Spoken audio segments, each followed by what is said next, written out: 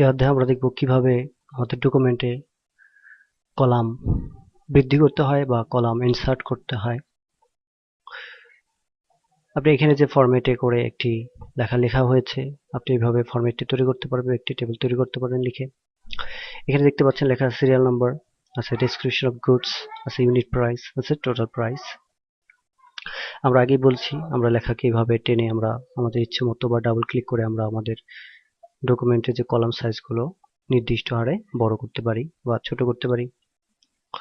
এখানে আমরা একটা জিনিস ভুল করেছি, সেটা হচ্ছে আমরা সিরিয়াল নাম্বার দিয়েছি, ডেসক্রিপশন গুড দিয়েছি, ইউনিট প্রাইস দিয়েছি, কিন্তু কয়টা এখানে টোটাল প্রাইস বের করার জন্য আসলে আমরা প্রসেসর কিনেছি, কিন্তু কয়টা কিনেছি সেই সংখ্যাটা প্রয়োজন ছিল।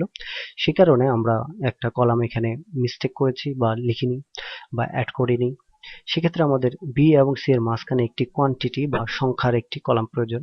সেক্ষেত্রে আমরা যদি একটি কলাম ইনসার্ট করতে চাই, তাহলে আমরা যে কলামের বাম পাশে একটি কলাম আনবো সেই কলামটিকে সিলেক্ট করতে হবে। অর্থাৎ আমরা সি কলামের বাম পাশে একটি কলাম আনবো, তাই আমরা সি কলামটিকে সিলেক্ট করলাম। সি কলামটি সিলেক্ট করার জন্য মাউসটি সি এর উপর নিয়ে আসুন, তীর চিহ্ন পরিণত হবে মাউসটি কার্সরটি, তখন মাউসের লেফট বাটনে ক্লিক করুন, ফলে সি কলামটি সিলেক্ট হবে।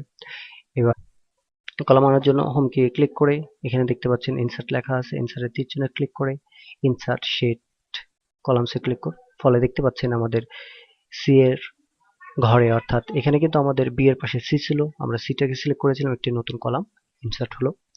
এক্ষেত্রে কিন্তু আমাদের সি অক্ষরটি কিন্তু সরে যাবে না, আমাদের শুধু সি এর যে ডাটাগুলো ছিল সেগুলো পরবর্তী কলামে চলে যাবে।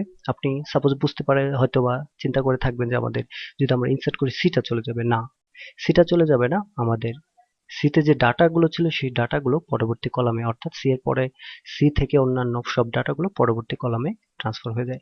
একইভাবে যদি আমরা ডি এর বাম পাশে, অর্থাৎ আমাদের সাধারণত কলাম যখন আমরা ইনসার্ট করি তখন অবশ্যই বাম পাশে আসে, তাহলে আমরা যদি কোনো কিছু মাঝখানে সি আর ডি এর মাঝখানে যদি আমরা কলাম আনতে চাই, তাহলে আমাদেরকে ডিটাকে অর্থাৎ ডি কলামটাকে সিলেক্ট করতে হবে, কারণ কলাম সবসময় লেফট পাশে আসে, সেই কারণে আমরা ডি কলামকে সিলেক্ট করলাম।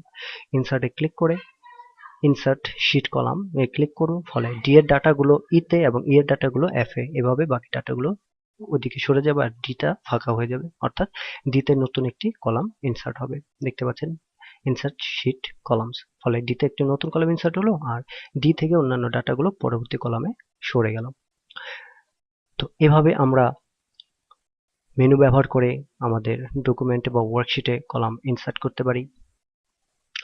এখন আমরা দেখব কিভাবে মাউসের মাধ্যমে আমরা কলাম ইনসার্ট করতে পারি। কলাম ইনসার্ট করার জন্য যে কলামের বাম পাশে আপনি কলাম ইনসার্ট করতে চান সেই কলামটি সিলেক্ট করুন, সিলেক্ট করা কলামের উপর রাইট বাটন ক্লিক করুন, মেনুতে থাকা ইনসার্টে ক্লিক করুন, ফলে নতুন একটি কলাম চলে আসবে। এখানে নতুন কলাম চলে এসেছে বোঝা যাচ্ছে না, সেই কারণে আমরা ডাটা যুক্ত একটি কলাম সিলেক্ট করব, তারপর রাইট বাটন ক্লিক করে ইনসার্টে ক্লিক করুন, ফলে দেখতে পাচ্ছেন এফ এ একটি কলাম ইনসার্ট হয়েছে, এফ এর ডাটাগুলো পরবর্তী কলামে চলে গেছে। এভাবে যদি আপনি একাধিক কলাম একসাথে ইনসার্ট করতে চান, তাহলে একাধিক কলাম একসাথে সিলেক্ট করুন।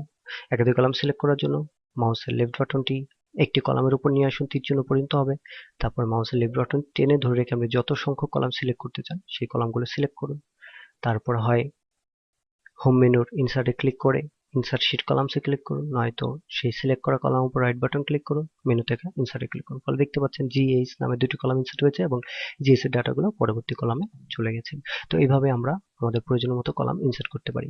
আর কোনো কলাম ডিলিট করার জন্য যে কলামটি ডিলিট করতে চান সেই কলামে এসে সেই কলামটিকে সিলেক্ট করুন, সেই কলামে রাইট বাটন ক্লিক করুন, তারপর নিচের দিকে থাকা ডিলিটে ক্লিক করুন, ফলে কলামটি ডিলিট হয়ে যাবে। একইভাবে আপনি যে কলাম বা যে কলামগুলো ডিলিট করতে চান সেই কলামটি অথবা কলামগুলো একসাথে সিলেক্ট করুন, তারপরে মাউসের লেফট বাটন দ্বারা সিলেক্ট করা কলামে ক্লিক করুন, রাইট বাটন দ্বারা ক্লিক করুন, তারপরে মেনুতে থাকা ডিলিটে ক্লিক করুন, পরে দেখতে পাচ্ছেন কলাম ডিলিট হয়ে যাচ্ছে এবং বাকি ডাটাগুলো ক্লোজ হয়ে আসছে। আর মেনুর মাধ্যমে ডিলিট করার জন্য কলামগুলো সিলেক্ট করুন, হোম মেনুতে ক্লিক করে ইনসার্টে ক্লিক করুন এবং